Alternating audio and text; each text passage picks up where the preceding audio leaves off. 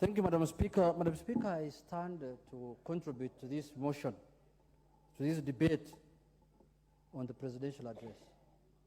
Madam Speaker, first I want to bring to the attention of the House that it's a requirement of the Constitution that the President once in a year reports to this Parliament on the achievement of certain parameters that are stipulated in the Constitution.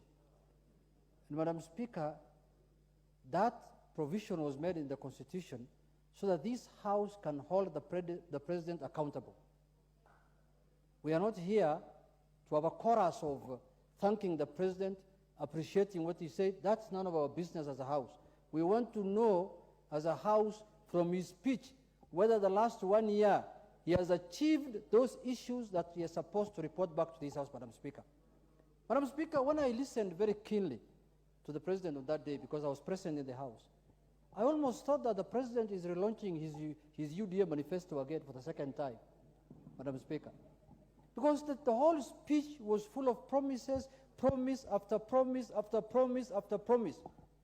Madam Speaker, these promises must come to an end, and Kenyans must be told what the government of the day has achieved for the last 1 year, Madam Speaker.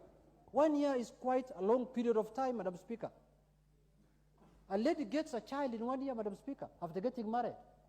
A whole human being is produced in 1 year, Madam Speaker, through marriage, Madam Speaker. So if you can produce a whole human being living in 1 year, but in 9 months actually, in less than a year, what is this that you cannot achieve in 1 year, Madam Speaker?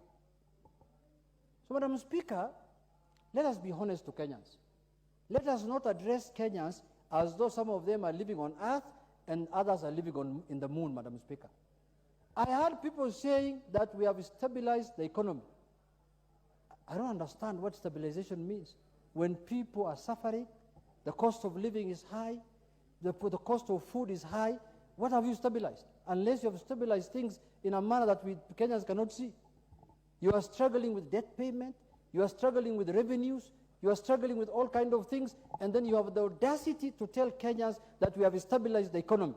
A stabilized economy is an economy that has less debt and higher revenues, where you don't need to borrow to pay a debt. We are living in an economy where today, if we don't borrow, we will not be able to pay our debts, Madam Speaker.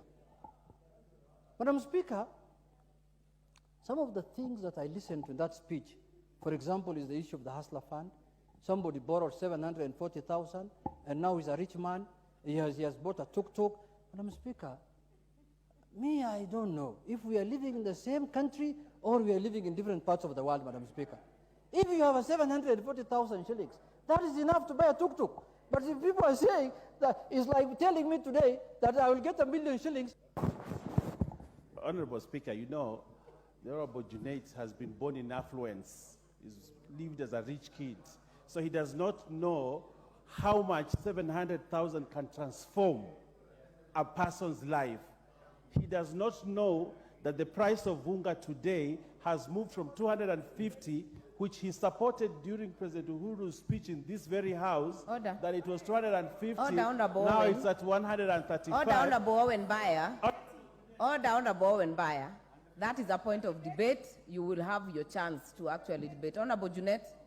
Madam Speaker, thank you for protecting me. You know, if the President and his government are relying on advice from Honorable Buyer, then I can tell you things will get worse going forward. Because I should expect as a leader to tell the President that on this one we are... Madam Speaker, in the whole speech of the President, I did not hear a word that was addressing the cost of living, Madam Speaker. And what is killing Kenyans is the cost of living.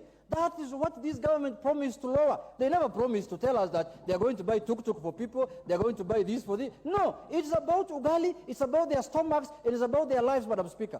Madam Speaker, I want to urge the government that in the next presidential address, which will be 2 years, a year from now, and it will be 2 years of this government, Madam Speaker, I hope and pray that there will be something... Your time is up. The next chance will go to... The next chance I will not add. It is 5 minutes. I will not add. The next chance will go to the member for Westlands, Honorable Timothy Wanyonyi.